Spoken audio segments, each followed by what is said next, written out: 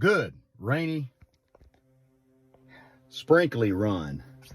Listen, have you ever heard the term disputed text or scriptures that contradict one another? I hear this a lot. People reading through the Bible, they say, Pastor, this seems to contradict itself. Have you ever heard an argument or been in an argument over the doctrines of the unconditional eternal security or falling from grace? You hear both sides and you go search the scriptures, and guess what? There's enough scripture to back up both views. So, if you're like me, you want to know why.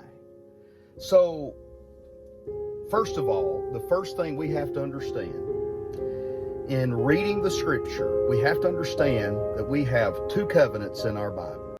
In other words, God has two words, an Old Testament and a New Testament. Or God has two words, law and gospel. Law and gospel. Or you could say the law of Moses and the law of grace.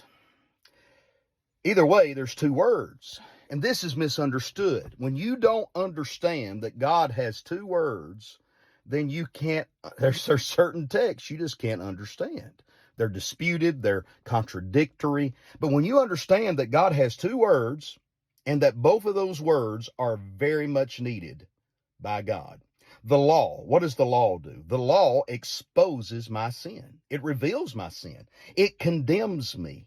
The law is pure. It's holy. It was given by God through a mediator, Moses. The law is for us. We need to preach the law. The law exposes my sin, but it can never resolve my sin. But then the gospel, or the law of grace, what does it do?